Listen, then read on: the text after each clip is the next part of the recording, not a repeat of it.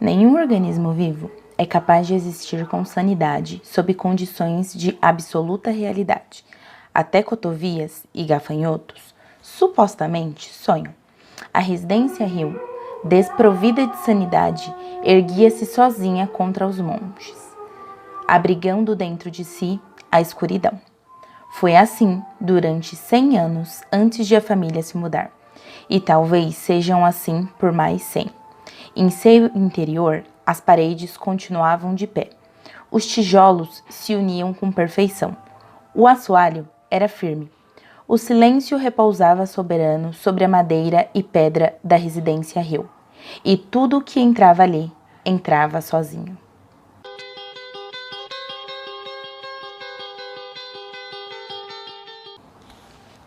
Olá, amantes da leitura, meu nome é Jéssica e esse aqui é meu canal Escrito a Pena e hoje eu vou falar um pouquinho sobre A Maldição da Residência Hill, que já é uma série que eu venho falando aí com vocês há um certo tempo, mas hoje eu vou fazer um vídeo um pouquinho diferente, não é bem uma resenha, eu vou fazer as minhas opiniões e uma análise um pouquinho abrangente sobre a série, como eu fiz lá com os livros de Acotar e com a série Once Upon a Time.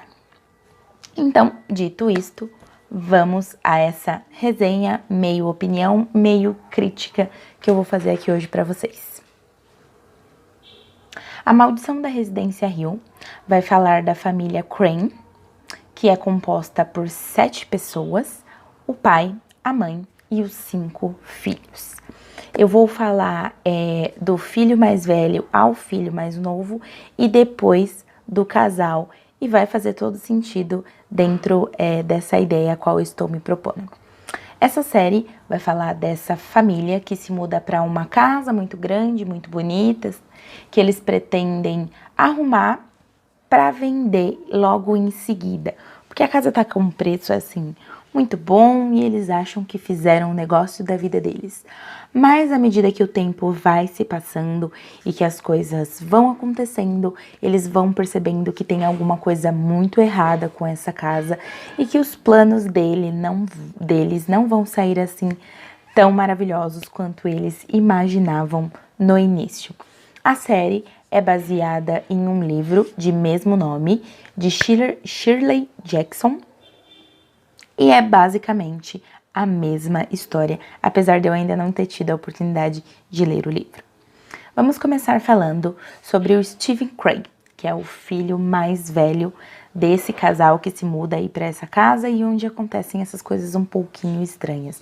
Já vou avisando que esse vídeo vai ter muitos spoilers, então se você ainda não viu a série, se você deseja ver a série, vai lá, vê a série e depois volta para cá para vocês verem qual é as minhas opiniões e mais ou menos o que eu achei sobre essa série, que é a segunda vez que eu já tô revendo ela, e peguei mais algumas coisinhas ali diferente, fiz um estudo geral e vamos aí falar sobre as minhas opiniões.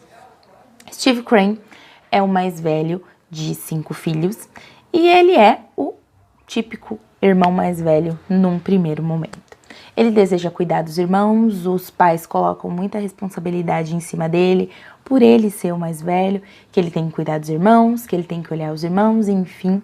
E isso acaba fazendo com que, ao invés de se aproximar dos irmãos e cuidar dos irmãos, ele acabe fazendo o exato oposto. Muito mais depois dos acontecimentos que levaram a sua mãe ao suicídio. Então ele meio que acredita que tem alguma coisa de muito errado ali com a família dele, que todos eles têm um parafuso a menos, que eles não batem bem das ideias, que eles têm transtornos e problemas mentais ali. E ele acredita que o problema disso tudo está nos genes. Então, querendo evitar que esses genes errado, que esses genes com defeito passe adiante, apenas com 18 anos, ele faz uma vasectomia para que ele não possa passar esses genes malignos, esses genes ruins adiante, que é um dos motivos que acaba com o casamento dele e que o faz se afastar da sua família. Mesmo não acreditando em fantasmas, mesmo sendo completamente cético e acreditando que a mãe dele, principalmente, e a irmã mais nova, são loucas e que não estão bem e que precisam se tratar, enfim. Ele não acredita em nenhuma delas e nem nas histórias que eles contam, os fantasmas que eles viram na residência Hill, mas mesmo assim ele usa todas essas histórias e os relatos que os irmãos e o pai, enfim, fizeram para escrever os seus livros e para ganhar dinheiro em cima disso. Ou seja, ele é um sacana, ele é um hipócrita. Enfim, ele usou o sofrimento, a dor dos irmãos para escrever um livro e para ganhar dinheiro em cima disso. Todos os Crane têm meio que um fantasma, seja ele real ou seja ele um problema que eles não enfrentam, uma culpa, enfim. E eu poderia dizer que o fantasma do Steve é o ceticismo e a sua descrença, o fato dele não acreditar nos irmãos, principalmente os irmãos mais novos, e por conta disso ele ter se afastado dos irmãos e meio que ignorado os problemas que os irmãos tinham e não apoiado quando os irmãos mais precisavam dele. A Shirley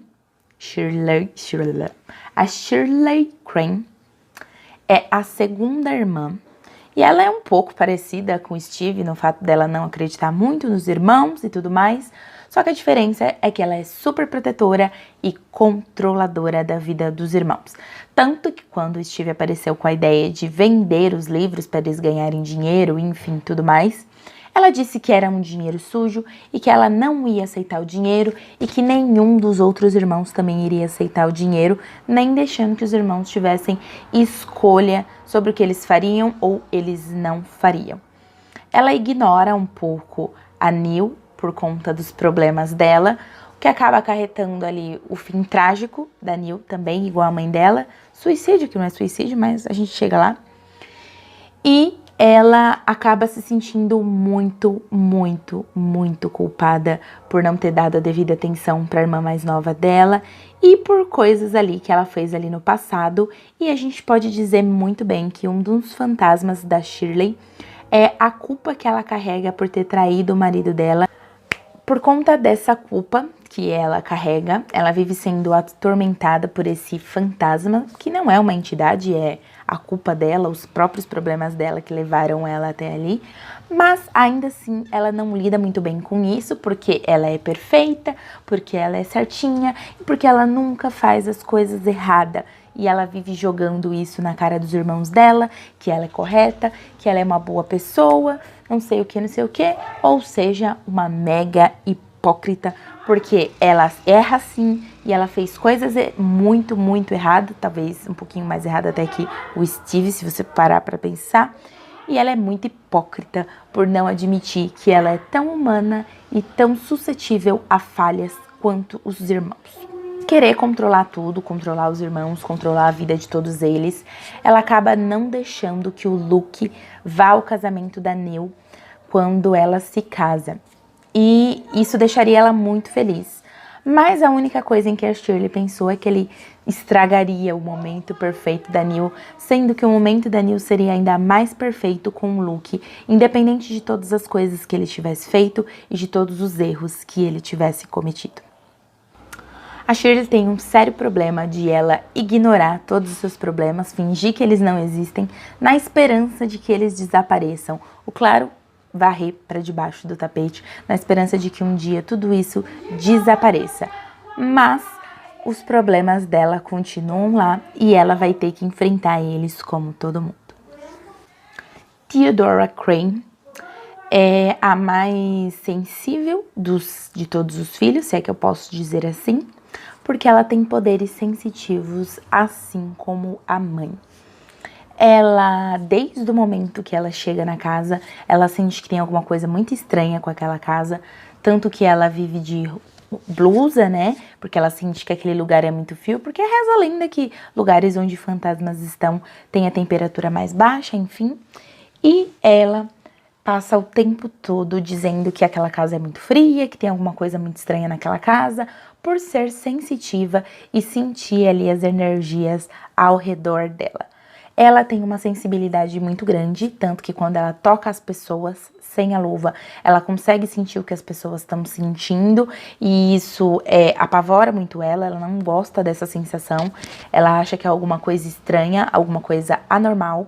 E quando a sua mãe deu para ela, quando ela ainda era criança, uma luva para que ela não sentisse tanto as coisas quando tocasse nelas, enfim, ela acreditou que ela tinha que esquecer desses poderes, ela tinha que fingir que esses poderes não existiam, ela meio que tinha que anestesiar o que ela sentia para que ela tivesse uma vida normal, ao invés de se concentrar nesses poderes e aprender a utilizá-los da melhor forma. Ela simplesmente ignorou os poderes que tinham e foi tocando com a barriga a vida, acreditando que estava tudo bem e que tudo ia dar certo.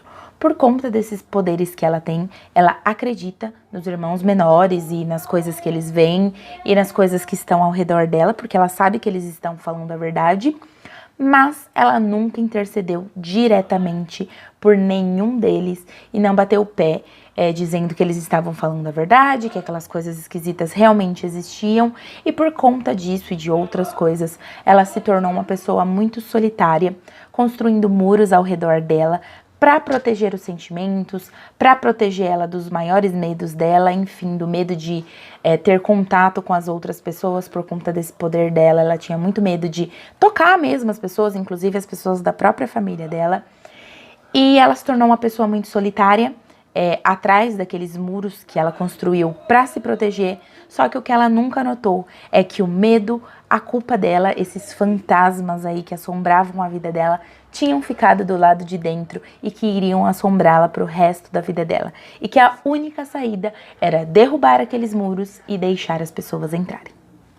Enfim, galera, essa é a primeira parte desse vídeo. Ainda teremos a parte 2, que vai ao ar ainda essa semana, que eu vou falar sobre o restante dos familiares, os Crane, e algumas curiosidades e algumas coisas interessantes que eu captei na série aí e que talvez vocês gostem.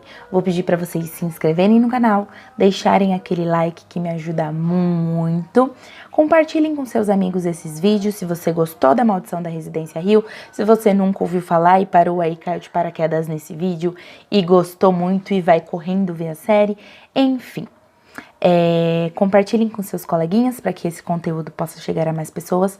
Me sigam nas redes sociais para que vocês saibam o que eu estou vendo, o que eu estou fazendo, o que eu estou escrevendo. Então é isso, galerinha. Muito obrigada. Tchau!